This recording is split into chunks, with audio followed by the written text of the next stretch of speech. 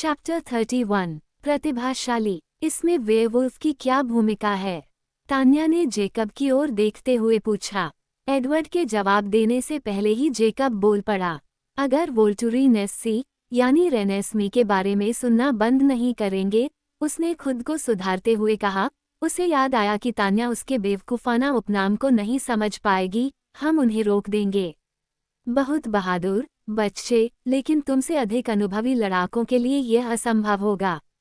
आप नहीं जानते कि हम क्या कर सकते हैं। तान्या ने कंधे उचका दिए। ये निश्चित रूप से तुम्हारा अपना जीवन है, तुम इसे जैसे चाहो वैसे बिताओ। जेकब की आंखें रेनेस्मी पर टिक गईं, जो अभी भी कामिन की बाहों में थी, और केट उनके ऊपर मंडरा रही थी और उनके अंदर की लालसा को पढ़ना आसान था। वह छोटी बच्ची बहुत खास है, तान्या ने सोचा। उसे रोकना मुश्किल है। बहुत प्रतिभाशाली परिवार है, एलिएजा ने चलते हुए बड़बड़ाया। उसकी गति बढ़ती जा रही थी। वह हर सेकंड दरवाजे से कामिन के पास और वापस आता हुआ दिखाई दे रहा था। एक पिता के लिए दिमाग पढ़ने वाला, एक माँ के लिए ढाल, और फिर इस असाधारण बच्चे ने जो भी जादू करके हमें मंत्रमुग्ध किया है। मुझे आश्चर्य है कि क्या वह जो करती है उसका कोई नाम है, या क्या यह एक पिशाच सनकर के लिए सामान्य है। मानो ऐसी चीज को कभी सामान्य माना जा सकता है। एक पिशाच सनकर, वास्तव में। माफ करें, एडवर्ड ने स्तब्ध स्वर में कहा। उसने आगे बढ़कर एलिएज़र के कंधे को पकड़ लिया, क्योंकि वह फिर से दरवाजे की ओर मुड़ने वाला था। तुमने अभी मेरी पत्नी को क्या कहा?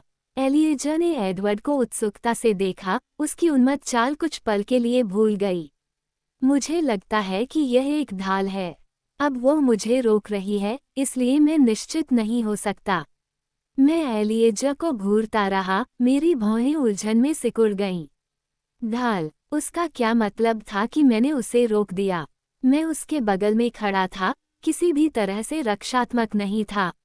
ढाल, एडवर्ड ने हैरानी से दोहराया। अब आओ, एडवर्ड, अगर मैं उसे नहीं समझ पा रहा हूँ, तो मुझे शक है कि तुम भी नहीं समझ पाओगे। क्या तुम अभी उसके विचार सुन सकते हो? एलिएज़र ने पूछा। नहीं, एडवर्ड ने बड़बड़ाते हुए कहा। लेकिन मैं ऐसा कभी नहीं कर पाया। तब भी नहीं जब वह इंसान थी। कभी नहीं। एलिएज़र ने पलकें झपकाईं। दिलचस्प। अगर यह परिवर्तन से पहले ही इतनी स्पष्ट रूप से प्रकट हो रहा था, तो यह एक शक्तिशाली छिपी हुई प्रतिभा का संकेत होगा। मैं उसकी ढाल के माध्यम से इसका एहसास पाने का कोई तरीका महसूस नहीं कर सकता। फिर भी वह अभी भी कच्ची होगी, वह केवल कुछ महीने की है। अब उसने एडवर्ड को जो नज़र दी, वह लगभग हताश करने वाली थी। और जाहिर तौर पर वह जो कर रही है, उससे पूरी तरह अनजान है। पूरी तरह से बेहोश। विडंबना। इरो ने मुझे ऐसी विसंगतियों की तलाश में पूरी दुनिया में भेजा, और आप बस संयोग से इस पर ठोकर खाते हैं और आपको पता भी नहीं चलता कि आपके पास क्या है। एलिएज़र ने अविश्वास में अपना सिर हिलाया। मैंने भौहें सिकोड़ी। तुम क्या बात कर रहे हो? मैं कैसे ढाल बन सकता हूँ? इसका क्या मतलब है? मेरे दिमाग में सिर्फ एक हास्यास्पद मध्ययुगीन कवच की तस्वीर उभरी। एलिएज़र ने अपना सिर एक तरफ झुकाया और मेरी जांच की। मुझे लगता है कि हम गार्ड में इसके बारे में बहुत औपचारिक थे। सच में, प्रतिभाओं को वर्गीकृत करना एक व्यक्तिपरक, बेतरतीब व्यवसाय है। हर प्रतिभा अद्वितीय है, कभी भी एक जैसी चीज दो बार नहीं होती। लेकिन तुम, बेला, वर्गीकृत करने के लिए काफी आसान हो। प्रतिभाएं जो पूरी तरह से रक्षात्मक हैं, जो धारक के कुछ पहलू की रक्षा करती हैं, उन्हें हमेशा ढाल कहा जाता है। क्या तुमने कभी अपनी क्षमताओं का परीक्षण किया है? मेरे और अपने साथी के अलावा किसी को रोका है? मेरे नए मस्तिष्क ने कितनी ही तेजी से काम किया, इसके बावजूद मुझे अपना उत्तर व्यवस्थित करने में कुछ सेकंड लगे। ये सिर्फ कुछ चीज़ों के साथ ही काम करता है, मैंने उससे कहा। मेरा दिमाग कुछ हद तक निजी है, लेकिन ये जैस्पर को मेरे मूड को बदलने या एलिस को मेरा भविष्य देखने से नहीं रोकता। ये पूरी तरह से मानसिक बचाव है। एलिएज़र ने खुद को सिर हिलाकर कहा। सीमित लेकिन मजबूत। इरो उसे सुन नहीं पाए, एडवर्ड ने बीच में कहा। हालांकि जब वे मिले थे तब वह इंसान ही थी। एलिएज़र की आंखें चौड़ी हो गईं। जेन ने मुझे चोट पहुंचाने की कोशिश की, लेकिन वह ऐसा नहीं कर पाई। मैंने कहा, एडवर्ड को लगता है कि डेमेट्री मुझे नहीं ढूंढ सकती और एलेक्स भी मुझे परेशान नहीं कर सकता। क्या यह अच्छा है? एलिएजा ने अभी भी मुंह खोले हुए सिर हिलाया। बिल्कुल, एक ढाल, एडवर्ड ने कहा, उसकी आवाज में गहरी संतुष्टि थी। मैंने कभी इस तरह से इसके बारे में नहीं सोचा था। इससे पहले मैं केवल रेनाटा से ही मिला था और उसने जो किया वह बहुत अलग था। एलिएजा अब थोड़ा संभल गया था। हाँ, कोई भी प्रतिभा कभी भी बिल्कुल एक ही तरह से प्रकट नहीं होती, क्योंकि कोई भी व्यक्ति कभी भी बिल्कुल एक ही तरह से नहीं सोचता। रेनाटा कौन है? वह क्या करती है? मैंने पूछा। रेनेस्मी भी दिलचस्पी ले रही थी। वह कामेन से दूर झुकी हुई थी ताकि वह केट के चारों ओर देख सके। रेनाटा एरो की निजी अंगरक्षक है, एलिएजा ने मुझे बताया। यह एक बहुत ही व्यावहारिक ढाल है और बहुत मजबूत भी। मुझे स्पष्ट रूप से याद है कि एरो के पास उसके भयानक टॉवर में पिशाचों की एक छोटी सी भीड़ मंडरा रही थी, कुछ पुरुष, कुछ महिलाएं। मैं असहज, भयावह याद में महिलाओं के चेहरे याद नहीं कर सका। उनमें से एक रेनाटा रही होगी। मुझे आश्चर्य है, एलिएज़र ने सोचा। देखिए, रेनाटा शारीरिक हमले के खिलाफ एक शक्तिशाली ढाल है। अगर कोई उसके या एरो के पास आता है, क्योंकि वो हमेशा शत्रुतापूर्ण स्थिति में उसके पास होती है, तो वे खुद को विचलित पाते हैं। उसके चारों ओर एक ऐसी शक्ति है जो पीछे हटाती है, हालांकि यह लगभग अदृश्य है। आप बस खुद को अपनी योजना से अलग दिशा में जाते हुए पाते हैं, इस उलझन भरी याद के साथ कि आप पहले स्थान पर दूसरी दिशा में क्यों जाना चाहते थे। वह अपनी ढाल को खुद से कई मीटर दूर तक प्रक्षेपित कर सकती है। वह कयस और मार्कस की भी रक्षा करती है जब उन्हें जरूरत होती है, लेकिन एरो उसकी प्राथमिकता है। हालांकि वह जो करती है वो वास्तव में शारीरिक नहीं है। हमारे अधिकांश उपहारों की तरह ये दिमाग के अंदर होता है। अगर उसने तुम्हें रोकने की कोशिश की तो मुझे आश्चर्य है कि कौन जीतेगा। उसने अपना सिर हिलाया। मैंने कभी एरो या जेन के उपहारों को विफल होते नहीं सुना। माँ, आप विशेष हैं, रेनेस्मी ने बिना किसी आश्चर्य के मुझसे कहा, जैसे वह मेरे कपड़ों के रंग पर टिप्पणी कर रही हो। मैं भ्रमित महसूस कर रहा था।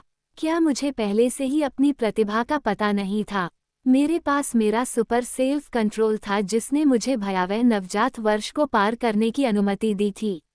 पिशाचों के पास अधिकतम एक ही अतिरिक्त क्षमता होती है न? यह एडवर्ड शुरू में सही थे। कार्लिसले की ये सुझाव देने से पहले कि मेरा आत्मनियंत्रण स्वाभाविक से परे कुछ हो सकता है, एडवर्ड ने सोचा था कि मेरा संयम सिर्फ अच्छी तैयारी, एकाग्रता और दृष्टिकोण का परिणाम है, उन्होंने घोषित किया था। इनमें से कौन सा सही था? क्या मैं और कुछ कर सकता था? मैं क्या था? इसके लिए कोई नाम और कोई श्रेणी?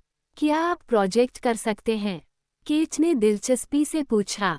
प्रोजेक्ट? मैंने पूछा। इसे अपने आप से दूर धकेलो, केट ने समझाया। अपने अलावा किसी और को बचाओ। मुझे नहीं मालूम, मैंने कभी कोशिश नहीं की। मुझे नहीं पता था कि मुझे ऐसा करना चाहिए।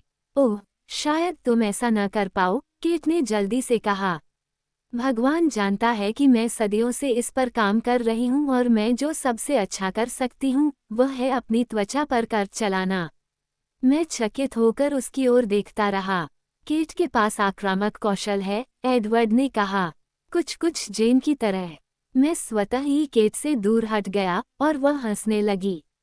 मैं इसके बारे में परपीड़क नहीं हूँ, उसने मुझे आश्वस्त किया।